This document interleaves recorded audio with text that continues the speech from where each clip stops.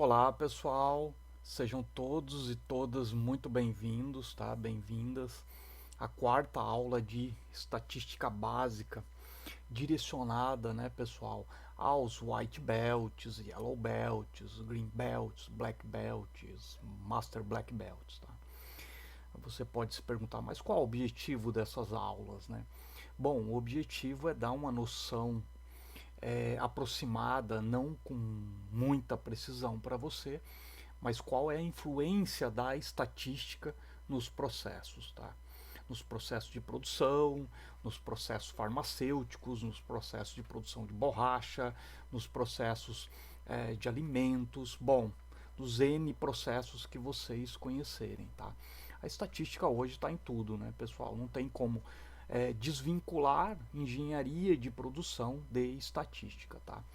E o objetivo dessas aulas todas aqui é de apresentar para vocês, né, uma visão global, simplificada, não muito profunda. A ideia aqui, por enquanto, né, não é nos aprofundar lá no Green Belt, no Black Belt, sim. Aí nós nos aprofundamos bastante nesses temas, né? Qual tema? O tema de estatística. Mas só estatística não, né? Estatística, processo de produção, softwares, né? Então nós nos aprofundamos muito lá no Green Belt, no Black Belt, no Master Black Belt, tá? Mas aqui não, né? Estas aulas são aulas para dar uma noção para vocês, né, do que nós estamos falando em termos de estatística. Tá? Para você ir pegando os principais temas, entendendo, tendo a sensibilidade, né, do que você precisa saber, né, para ter sucesso nessas áreas, né, pessoal?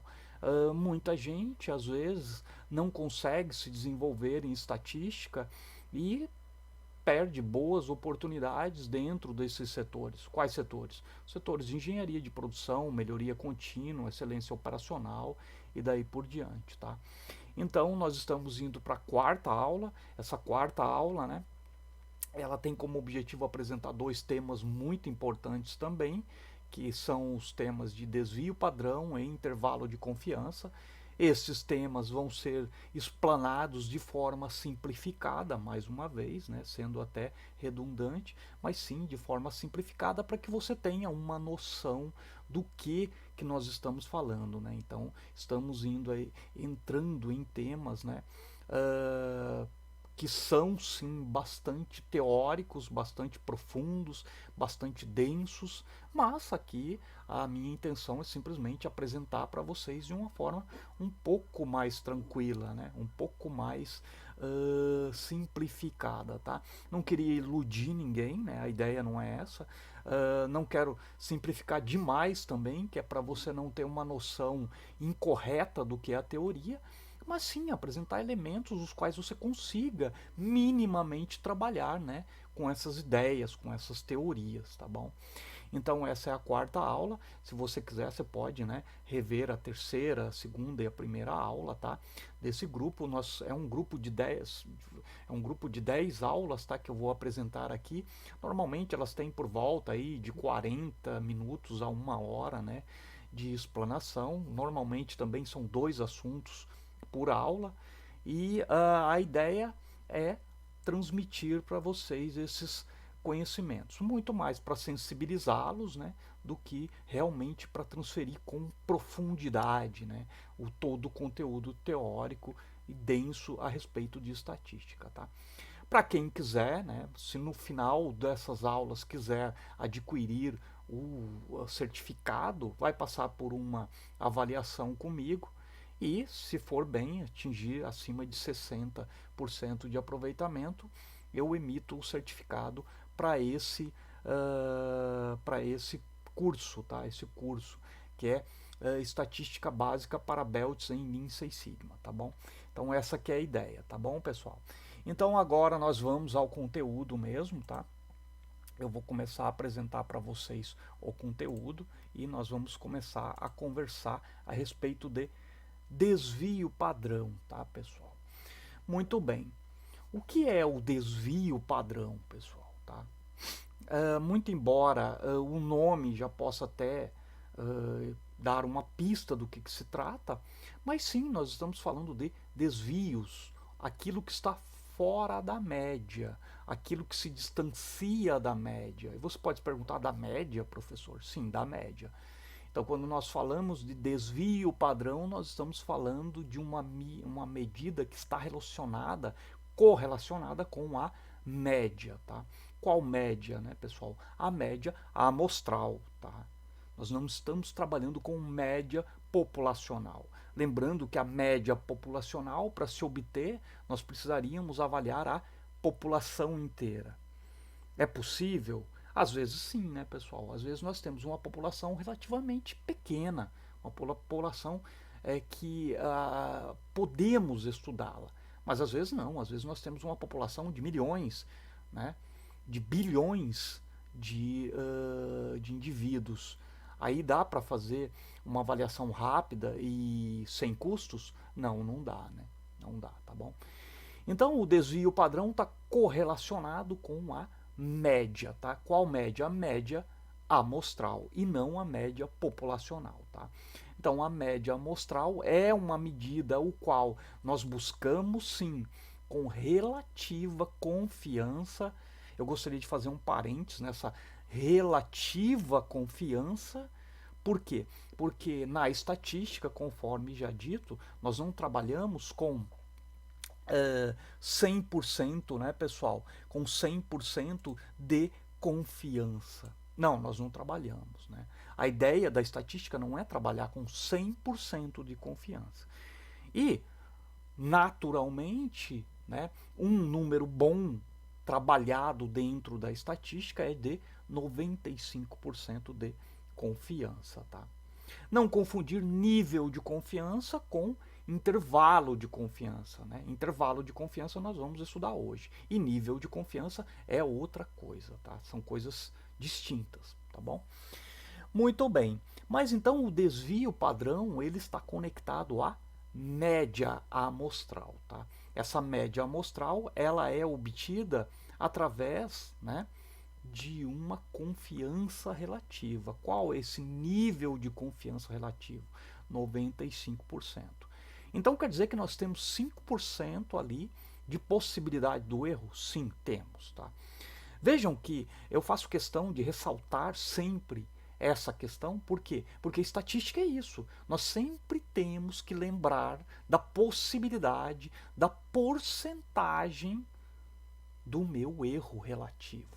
Se você não se lembrar disso, você pode cometer erros catastróficos dentro de estatística, tá? Então é sempre bom eu enfatizar, né, que sim, quando nós trabalhamos com estatística, nós estamos trabalhando na sua maioria das vezes com 95% de nível de confiança. Podemos trabalhar com mais nível de confiança? Podemos, mas isso custa caro e além disso leva mais tempo, tá bom? Muito bem. Então, quando nós falamos de desvio padrão, nós estamos falando de uma medida correlacionada com a média e nós estamos verificando qual a distância que nós estamos em relação à média. Então, se nós temos um desvio padrão muito grande, isso significa que a distância dos meus dados, do meu desvio padrão para a média é grande, né? Tem uma variabilidade de processos muito grande, tá? O desvio padrão é uma medida de variabilidade de processo, pessoal. É uma senhora referência para a verificação se o meu processo está variando muito ou está variando pouco. Então, toda vez que eu quero analisar se um processo está variando muito ou pouco, eu olho diretamente para o desvio padrão, tá bom? Então, olhar para o desvio padrão é verificar se o seu processo está com pequena, média ou grande variabilidade. E você pode se perguntar, mas o que é uma grande variabilidade? Bom, aí você tem que analisar o histórico do seu processo. Se o seu processo tem um histórico de variabilidade e você pode utilizar ele como referência, isso é muito bom. Mas às vezes nós não temos, né, pessoal? Às vezes não temos nenhum histórico de variabilidade. E o que fazer? Bom, construir a primeira referência. Não tem como saber, né? Da primeira vez que você fez a análise do seu processo, você não tem como dizer se aquela variação é muito grande ou muito pequena. A partir da segunda medição, aí sim, você já começa a ter, né, a primeira medição que serve como referência, tá bom?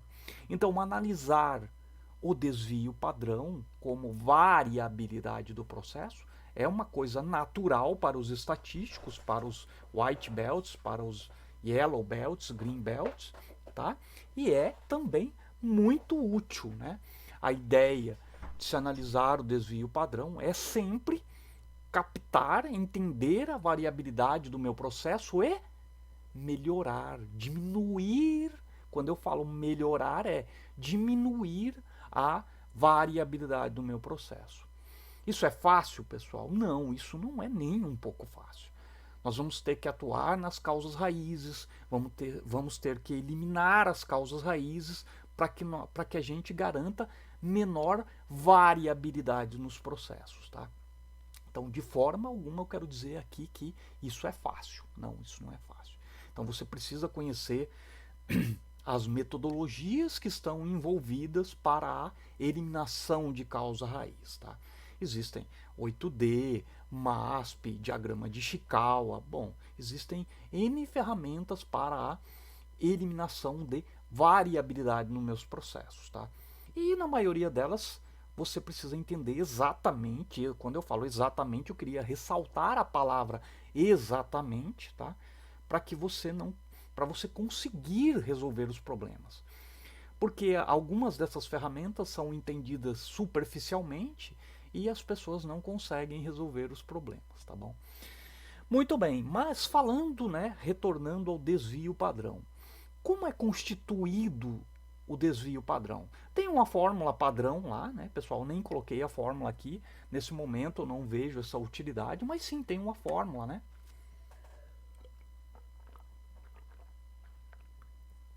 Do tempo padrão, tá?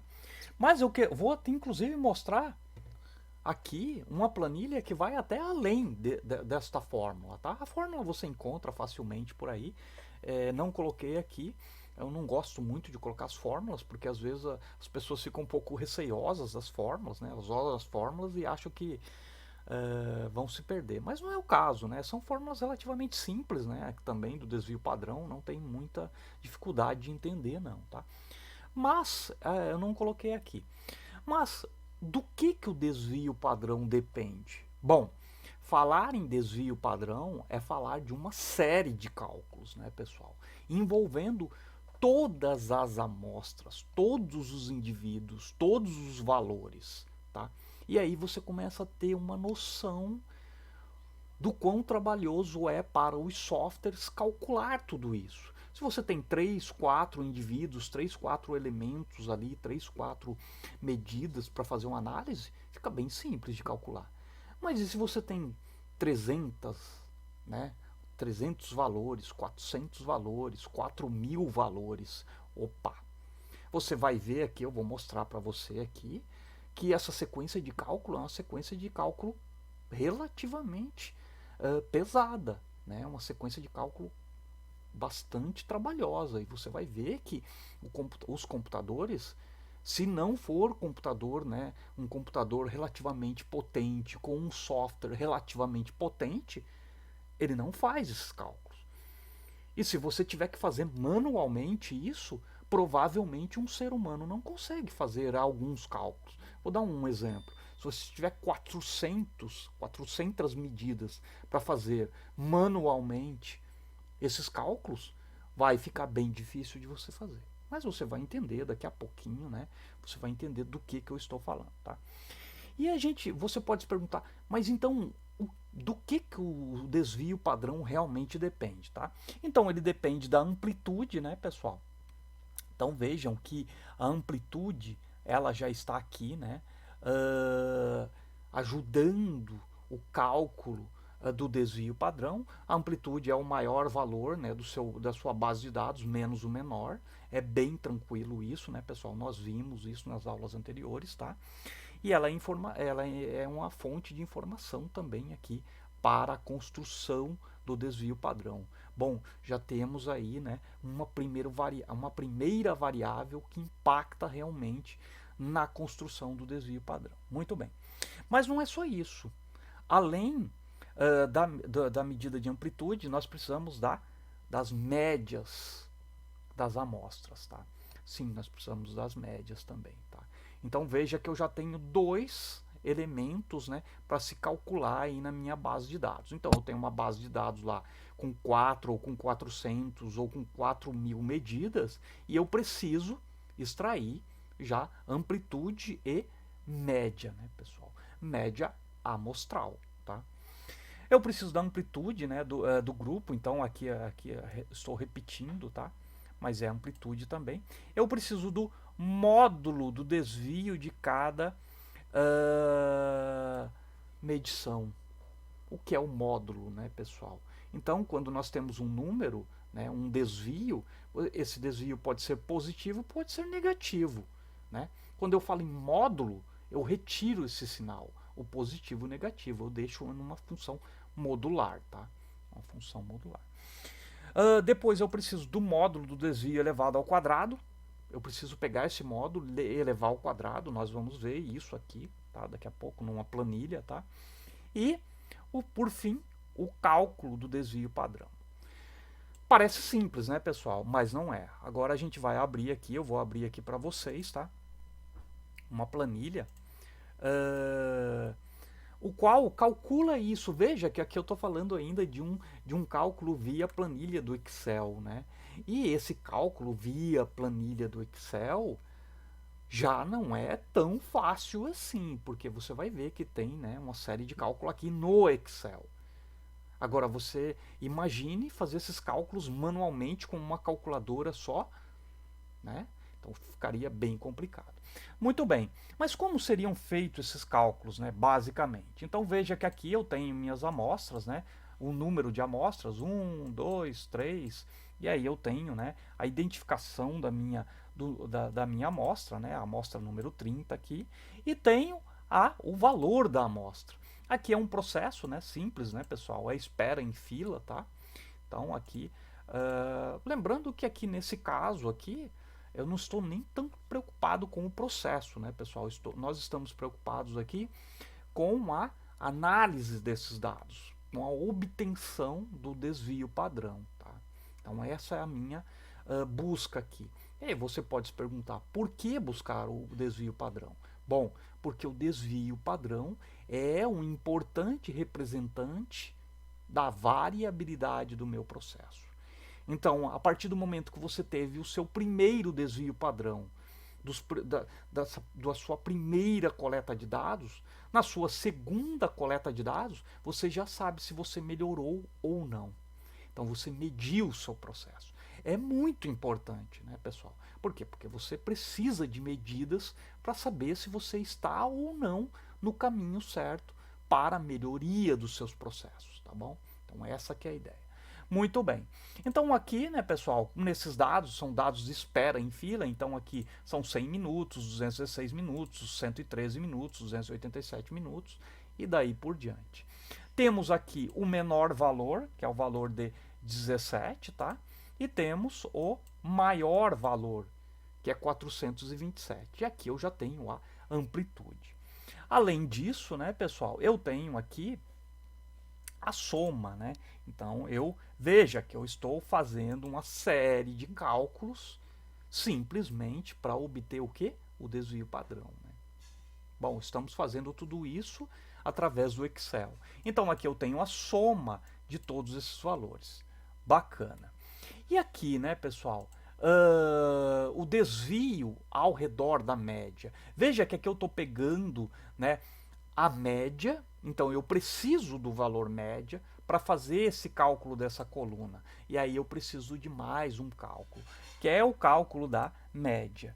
E o cálculo da média está onde, pessoal? Está aqui, ó, né? Já está prontinho aqui. O Excel ajuda pra caramba, né, pessoal?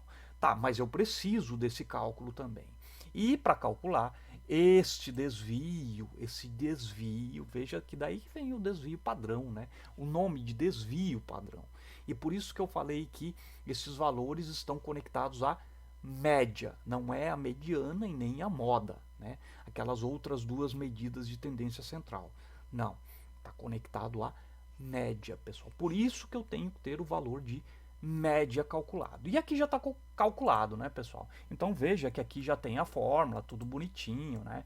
Então tem a média aqui, menos o valor que eu estou estudando aqui para calcular o desvio padrão. Então ele nasce aqui com um sinal negativo, às vezes com um sinal positivo, às vezes com um sinal negativo, às vezes com um sinal negativo, mas a fórmula do desvio padrão calcula isso de forma modular.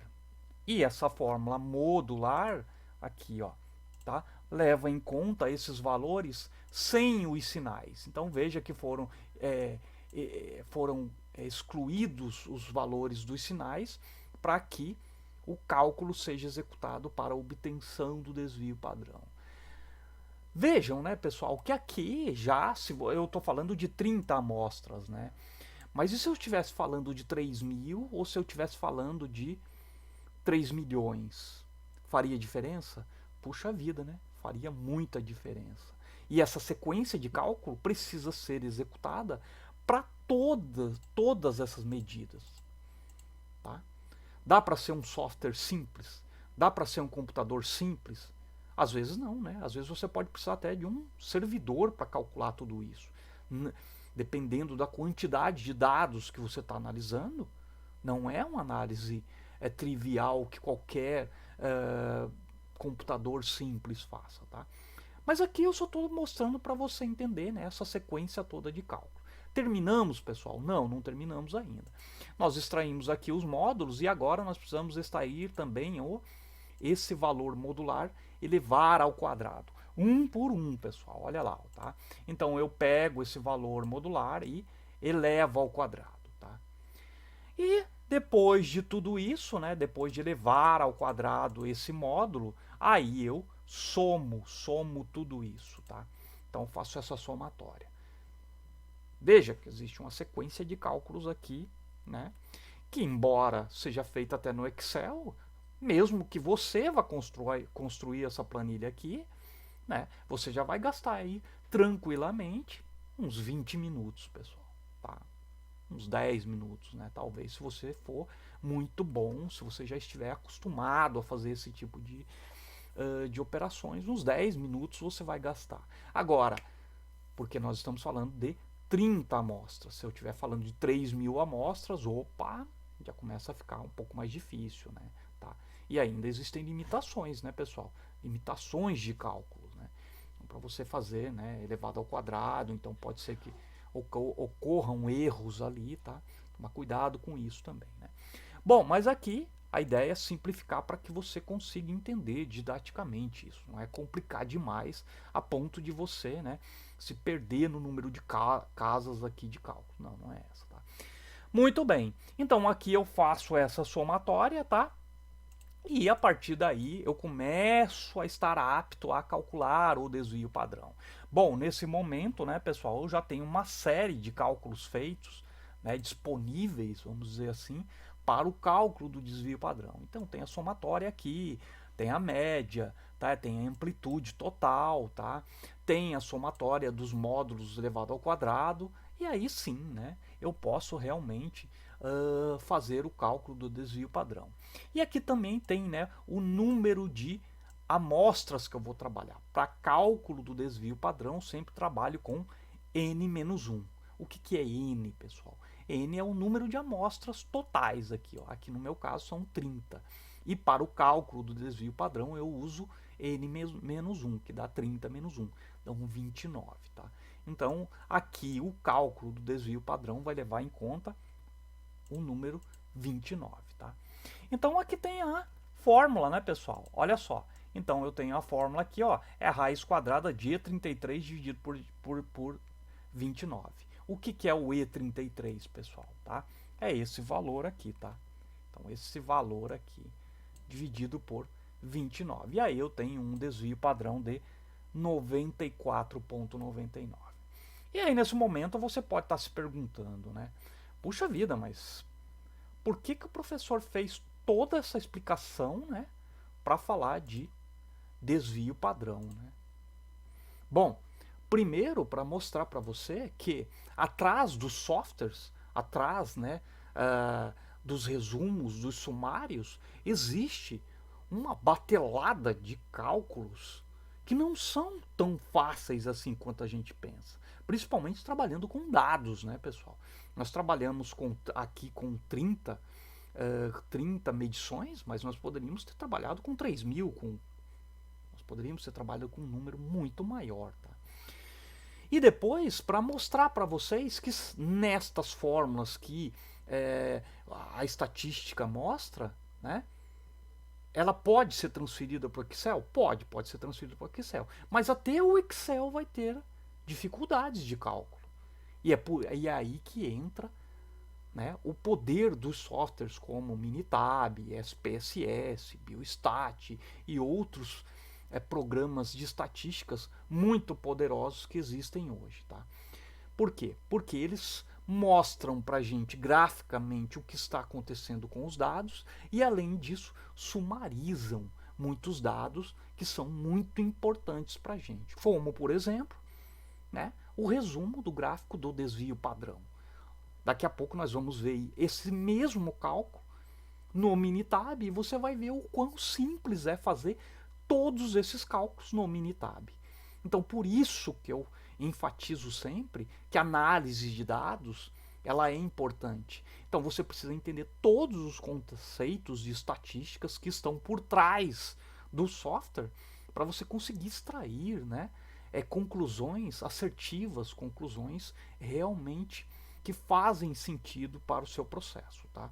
Então, se você não conhece estatística, se você não entende estatística, você não vai conseguir concluir nada, não vai conseguir extrair nenhuma informação da sua base de dados, tá bom?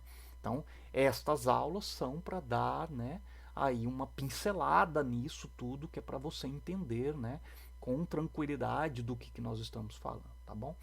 Muito bem, então, sim, o desvio padrão depende de vários componentes, e aqui eu acabei de mostrar para vocês, né, pessoal?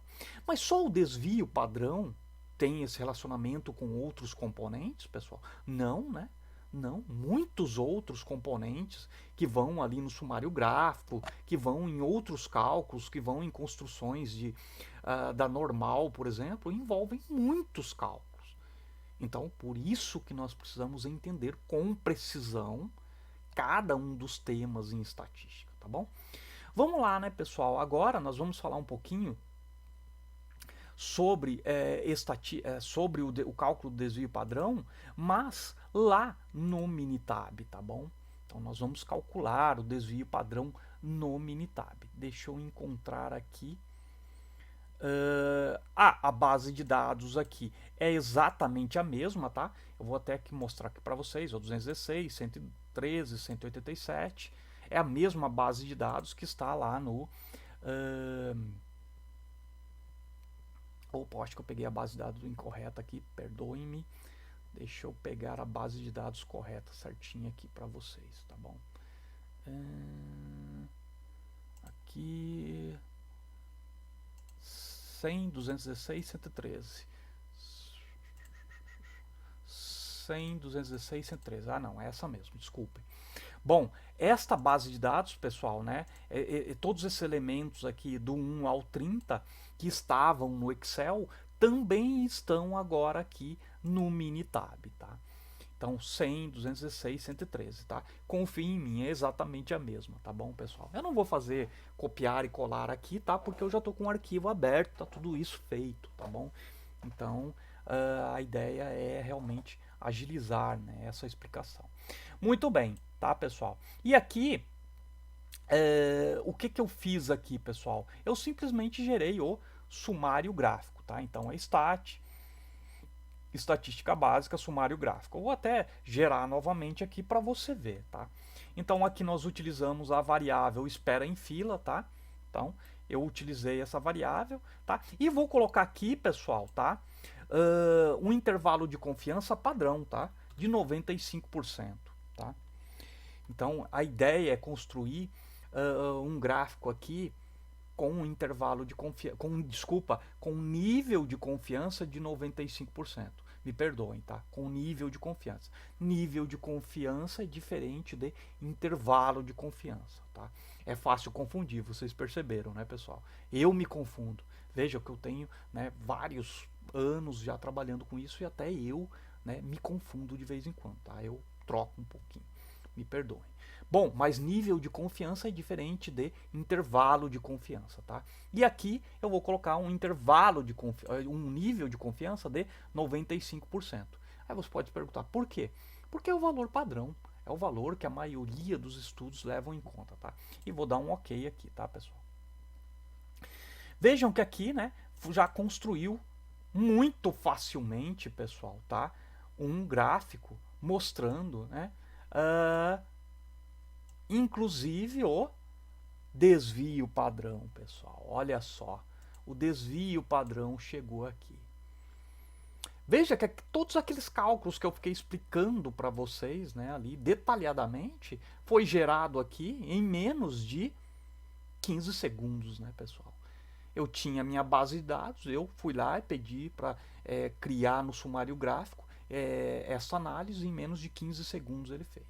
E aí você pode perguntar, ah, professor, mas ele fez só o do desvio padrão? Não, ele não fez o cálculo só do desvio padrão. Ele fez muitos outros cálculos, né? Ele fez o A quadrado, o valor, o p-value conhecido, né, que nós vamos comentar aqui ainda, tá bom? A média, ele fez a variância, a simetria, a curtose, ele calculou quantos n's eu tenho nesse cálculo, o valor mínimo, o primeiro quartil, a mediana, tudo isso, pessoal, envolve cálculos. Tudo isso. Alguns, admito, cálculos mais simples, mas muitos deles cálculos complicados, como por exemplo aqui, ó, o p-value aqui, tá? Muito bem. E calcula o terceiro quartil, o valor máximo, tal, e os intervalos de confiança. Intervalo de confiança é o segundo assunto que nós vamos falar daqui a pouco, tá? Mas calcula também o intervalo de confiança com 95% de nível de confiança. Então, não confundir intervalo de confiança com nível de confiança, tá? E o que acontece, né, pessoal? Então, esse gráfico aqui mostrou muito rapidamente para gente o que eu fiquei ali explicando para você, né, através daquela planilha do Excel, exatamente, né, a sequência de cálculos.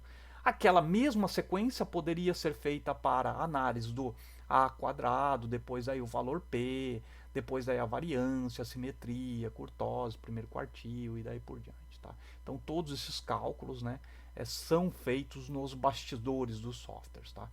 Só para o sumário gráfico, pessoal, não, né? Aqui no Minitab existe uma centena de cálculos, pessoal, tá? Cartas de controle, ferramentas da qualidade, confiabilidade, séries temporais, tá? Tudo que você imaginar de cálculo no Minitab, todos esses cálculos são feitos nos bastidores, muito precisamente, com todas as fórmulas muito bem ajustadas, desde que você interprete muito bem toda essa teoria. Tá? Então é preciso interpretar muito bem a estatística para você conseguir extrair, né, as conclusões que você quer extrair do seu processo e principalmente medir o seu processo adequadamente, né? Então o desvio padrão, né, pessoal, vou até aqui fazer novamente aqui o gráfico, tá? O desvio padrão aqui, ele está mostrando exatamente o mesmo valor que foi calculado lá no Excel, né? Com que nós fizemos a sangue, suor e lágrimas, né, pessoal? Tô brincando, né? Até que no Excel não é tão difícil assim. Mais difícil é fazer na calculadora mesmo, individualmente, né, pessoal? Tá? Então, 94,99. Eu vou até retornar lá no Excel para que vocês vejam, né, que é exatamente o mesmo valor. Olha aqui, pessoal, tá? Então, exatamente o mesmo valor, tá? Que é para você entender, caramba, né? Então existem uma série de cálculos lá no Minitab, os quais a gente não vê. Não, nós não vemos, pessoal, tá? Esses cálculos nós não vemos aqui, né? Serem executados pelo Minitab. E são muitos os cálculos, tá bom? Então tá aqui para vocês, né? Eu mostrei para vocês essa primeira análise aqui. Nós estamos em busca da minha primeira referência de desvio padrão, tá? Você poderia ter essa avaliação ser uma segunda, uma terceira? Poderia. E qual seria a vantagem de ser a segunda ou a terceira? É porque você tem a primeira como referência. E aí você pode dizer se a sua variabilidade melhorou ou piorou. Se diminuiu a variabilidade, é porque o seu processo melhorou. Se aumentou a sua variabilidade, é porque o seu processo piorou. Ou seja, as ações que você implementou não foram suficientes para diminuir a variabilidade do seu processo. Veja que quando você chegou aqui, você já chegou num importante momento do seu processo. Você já avaliou uma série de questões e você já chegou no seu desvio padrão. Lembrando de tudo aquilo, né, das aulas anteriores que nós estudamos. Muito cuidado com a sua base de dados. Sua base de dados não pode estar, né, corrompida, com problemas. Tá? Lembrando de tudo aquilo que nós vimos já nas 3 aulas anteriores. Tá bom? Então, essa aula aqui, pessoal, de desvio padrão, tá? Eu já estou finalizando ela, né? E qual que é o objetivo dessa aula? É para você entenda o que é o desvio padrão. Mas, principalmente, entenda e tenha consciência do que é variabilidade de processos. E qual é a importância de ter uma referência como desvio padrão. Se você não tem uma referência de desvio padrão, você não sabe se você está melhorando ou não o seu processo. Tá? Então, muita gente por aí fala que melhorou o processo, mas não prova. E o que seria uma prova? É mostrar que a variabilidade do seu processo diminuiu. Tá? Mostrar que o desvio padrão do seu processo, da sua coleta de dados, diminuiu. Parece simples, né, pessoal, falando assim, né? Mas não é simples, tá? Você melhorar um processo, às vezes, é bastante dificultoso. E não só melhorar um processo, mas melhorar o processo, medi-lo, ter certeza que sua base de dados está bacana, está bem montada, bem construída, entender todos os conceitos estatísticos envolvidos, acessar o software, fazer a operacionalização de tudo isso no software, tá? Então, tudo isso não é fácil, tá? E quando você chega lá, parabéns, porque você superou todos esses estágios, né, de coisas erradas, tá bom? Então eu torço muito para que vocês cheguem lá também, tá bom? Muito bem. Então agora, né, pessoal, que nós falamos sobre desvio padrão, nós vamos falar sobre intervalo de confiança, né, pessoal? Então aqui eu quero fazer, né, uma observação. Então, de novo, né, intervalo de confiança não é nível de confiança. Embora os nomes sejam muito parecidos, eles são totalmente diferentes, né? São coisas diferentes, tá? Mas daqui a pouco você vai entender por que também, qual a grande diferença desses nomes, né? Embora sejam muito parecidos, tá bom? Bom, o intervalo de confiança, né, pessoal? A primeira observação aqui. A média amostral é uma representação da média populacional, sim, né? Quando nós trabalhamos dentro da estatística descritiva, nós estamos trabalhando com a média amostral. A média populacional não pode ser avaliada aqui, tá? Porque ela é gigante às vezes, né, pessoal? Então nós coletamos amostras, temos certeza de que essa amostra é uma amostra validada, é uma amostra boa, é uma amostra limpa, é uma base que origina-se, né? Todos os dados sumarizados originam-se de uma base de dados realmente boa, confiável, e aí sim nós damos andamento a tudo isso, tá bom? Desta forma, existe a possibilidade da média amostral não ter sido avaliada adequadamente ou não possui dados suficientes. É verdade, né, pessoal? Aqui nós estamos falando que existe sempre o risco. Veja que eu estou falando, quando nós falamos em estatística, nós falamos em risco, né, pessoal?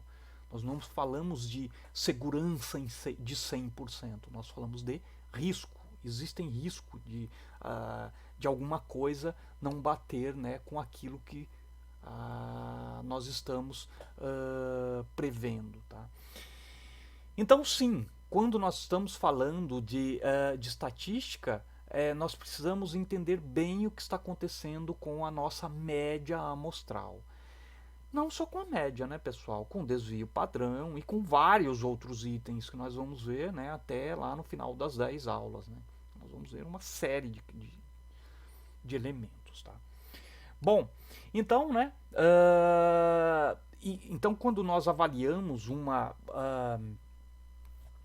média amostral, sempre existe o risco de falha nessa análise, tá bom? Então, dessa forma, na estatística nós utilizamos o intervalo de confiança, pessoal. E o que esse intervalo de confiança quer dizer exatamente? Bom, quer dizer que a análise dos seus dados garante que os seus dados estarão naquele intervalo, garantem com 95% de nível de confiança. Então, quando você tem um intervalo de confiança definido lá no sumário gráfico, né, que nós vamos ver aqui também, né, ele está garantindo para mim que dentro daquela base de dados que você estudou, o software garante que dos dados que estão naquela base de dados, 95% de chance, né, de você dos dados estarem dentro daquele intervalo, tá bom? Então é essa que é a grande sacada do intervalo de confiança. É você garantir que de um intervalo, por exemplo, de 5 a 7, né, eu tenho a garantia que os meus dados contidos naquela base de dados têm a probabilidade de estarem ali contidos entre 2 e 5 com 95% de chance. 95% de confiança. Veja, pessoal, que é uma porcentagem relativamente alta, né? Trabalhando-se com estatística, né? Poxa, eu só tenho 5% de probabilidade de não acontecer um evento dentro daquela base de dados estudada, né? Poxa vida, né? Então, é muito alta a probabilidade de você acertar uma análise tendo como base aqueles dados que você estudou na sua base de dados, tá? E o intervalo de confiança é justamente esse intervalo. É o intervalo os quais o software garante, ó, os seus dados estão com 95% de probabilidade entre o intervalo A e o intervalo B, tá bom? Então, este conceito também é um conceito muito poderoso dentro de estatística, o conceito de intervalo de confiança, tá bom? Embora saiba-se que à medida que aumentamos as medições e extrações de amostras no nosso processo ou produto, também aumentamos a confiança dos dados. É verdade, né, pessoal? Então, à medida que eu vou aumentando o número de amostras, eu saio do número de amostras de 15 para 30, depois de 30 para 60, de 60 para 120, de 120 para 1.200, eu sempre vou melhorando, tá? A confiança nestes meus dados. É claro que aí você pode falar, puxa vida, mas se eu tiver 100% também coletado, aí não vale a pena mais usar a estatística. É verdade. Né? Então, por isso que nós temos que estudar com muito cuidado a construção da nossa base de dados. Com muito carinho, com muita atenção, vendo, né, se os dados estão condizentes com aquilo que nós estamos estudando, tá bom? Na maioria dos casos existem limitações em termos de recursos humanos e financeiros. Sim, né, pessoal? É o que nós estamos, né, falando já desde o início do curso, tá? O objetivo da análise de intervalo de confiança é quantificar o nível de incerteza, exatamente, né, pessoal? Quando nós falamos de intervalo de confiança, nós admitimos a possibilidade de 5% ali de que os dados, né, não estejam contidos naquela minha base de dados. Existe essa possibilidade? Sim, existe. Existe, né? Então, quando você afirma que os dados têm uma confiança de 95%, quer dizer exatamente isso, que tem 5% de incerteza. Tá? Então, nós temos 5% de riscos. 5% de possibilidade de que algum dado não esteja contido naquela base de dados. Tá? E aí você pode perguntar, caramba, e se isso acontecer? Se isso acontecer, é um problema. Tá? Isso acontecer é um problema. E nós vamos ter que analisar essa causa, esse problema, essa causa especial, esse elemento estranho na base de dados. Por quê? Porque ele é estranho, ele está corrompendo a sua base de dados. Você precisa saber por que ele está ali e como eliminá-lo. Então, essa que é a ideia, tá bom? À medida que a margem de erro aumenta, existe maior probabilidade de encontrar amostras fora da especificação. Sim, né, pessoal? À medida que essa margem de erro vai aumentando, se ela vai ganhando espaço, se eu tenho muitos elementos fora do meu intervalo de confiança, isso significa que a sua base de dados está ganhando variabilidade. Veja que as coisas vão ganhando significado, né? Você vai começando a entender todos os grandes blocos de estatística de uma só vez, né? Então, à medida que você tem uma maior variabilidade, o seu grau de incerteza também vai aumentando. Caramba, né? Então, não é fácil estabilizar um processo em termos de Seis Sigma, né, pessoal? Não, não é fácil, né? E desestabilizá-lo é muito fácil, né? Desestabilizar um processo é muito fácil, pessoal. Agora, estabilizá-lo, principalmente num patamar Seis Sigma, é uma brincadeira muito séria, né, pessoal? Se é que dá para se falar, né, essa frase, uma brincadeira muito séria, né, pessoal? Acho que não, né? Eu acho que não é muito sério tudo isso, né? Existe tem muito trabalho atrás disso para você sair de um nível 2 sigma, ir para um nível 3 sigma, depois ir para um nível 4 sigma, depois ir para um nível 5 sigma. Tem muito trabalho aí, muita resolução de causa raiz, muita estabilização de processo, tá bom, pessoal? Tá? Bom, mas o intervalo de confiança, então, ela determina com 95% de nível de confiança que os próximos dados que você vai analisar estarão contidos nesse intervalo, tá bom? Então, essa que é a ideia do intervalo de confiança, tá? Então, agora nós vamos ver, né, pessoal, aqui esse intervalo de confiança. Deixa eu ver qual que é a minha base de dados aqui. É a mesma, pelo jeito. É essa mesmo, então eu vou utilizá-la também. Aqui usou 95%. Então, é exatamente essa aqui, tá, pessoal? É exatamente essa a base de dados que eu vou usar para falar sobre intervalo de confiança, tá? E o intervalo de confiança, pessoal, vem aqui de novo, né, no sumário gráfico. Aí, nesse momento, você pode estar pensando, caramba, como o sumário gráfico é importante, né? Sim, né? É por isso que eu estou priorizando as análises básicas ainda, né, do sumário gráfico. Toda essa informação é gerada aqui, ó, tá? Nesse setup Minitab aqui, ó. Então, aqui, ó, estatística básica, né? Sumário gráfico. Então eu estou aqui, ó, tá? Estatística básica, sumário gráfico. Então toda essa informação está aqui. Isso é bom? Bom, isso é bom se você domina, né, toda essa teoria, tá bom? Bom, mas agora nós vamos falar a respeito do intervalo, né, de confiança. Olha lá, pessoal. Então, né, depois que o software analisou esses dados, ele traz essa informação aqui, ó, tá? Intervalo de 95% de confiança para a média, tá? Então, ele diz que, baseado na média, o intervalo dos seus dados estará entre 147,42 a 218,36. E qual é a garantia que o software dá? Bom, a garantia que o software dá é de 95% de probabilidade. Ele garante, a cada 100 dados que você tem, 95% dos dados, a cada 100 dados que você tem, 95% deles estarão neste intervalo aqui, ó, de 147 a 218.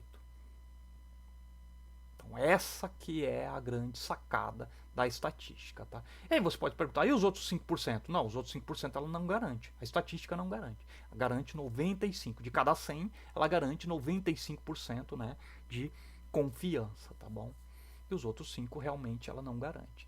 Aqui também tem um intervalo baseado na mediana. Então tem aqui, ó, esses 3 intervalos de confiança. O intervalo de confiança baseado na média, baseado na mediana e baseado no desvio padrão. São fórmulas diferentes, tá? Basicamente são fórmulas diferentes, mas tem o mesmo conceito, né? Muda-se um pouco os cálculos ali, mas os intervalos têm a mesma característica. Então, o software garante com 95% de confiança para o intervalo de 95% de confiança para a mediana. E aí você tem estes intervalos aqui. Veja que isso tudo, né? E aqui o desvio padrão também, né, pessoal? Veja que isso tudo, pessoal, é muito importante. Por quê? Porque através dessa análise, você já sabe qual é a capacidade que você tem em termos de variação do seu processo. Aí, nesse momento, você já estudou o desvio padrão e você já estudou também o intervalo de confiança. E isso garante para você que você vá entendendo globalmente, estatisticamente, por que não dizer matematicamente, todo o seu processo. Quantitativamente, né?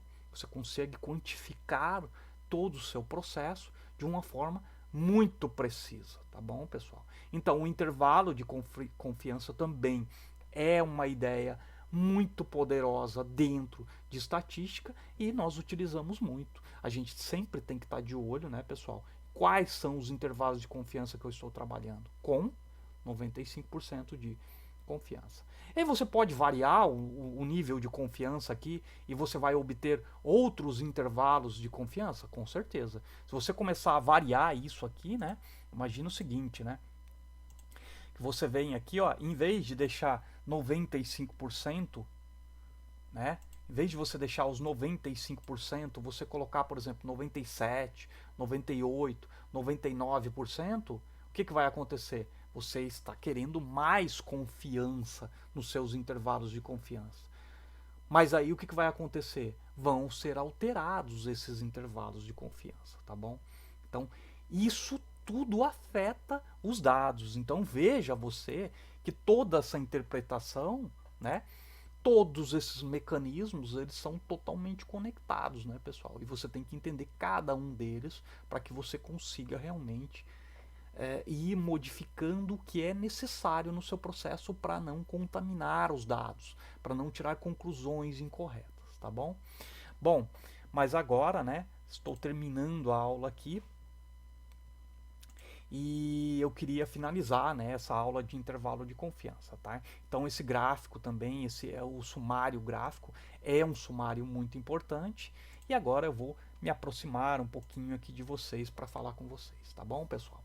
Então hoje nós demos uma olhada, né, pessoal, a respeito de desvio padrão e intervalo de confiança. E falamos também bastante, né, pessoal, a respeito de nível de confiança. Então a gente já foi amadurecendo a questão do nível de confiança também em análise de dados em Lean Six Sigma, tá bom?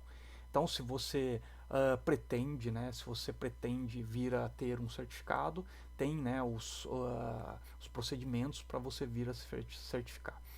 Se você assistiu a aula e gostou, por gentileza, se inscreva no canal também, vai ser muito bem-vindo. Isso também ajuda o canal, tá bom, pessoal? Um grande abraço para todos vocês, espero vocês todos na próxima aula, tá? Onde eu vou detalhar mais 2 importantes temas para vocês a respeito de estatística básica para os belts, tá? Os white belts, os yellow belts, os green belts, os black belts, tá bom? Um grande abraço, fiquem bem, fiquem seguros, tá? Paz e luz para todos vocês, para todas vocês também, tá? Tchau, tchau.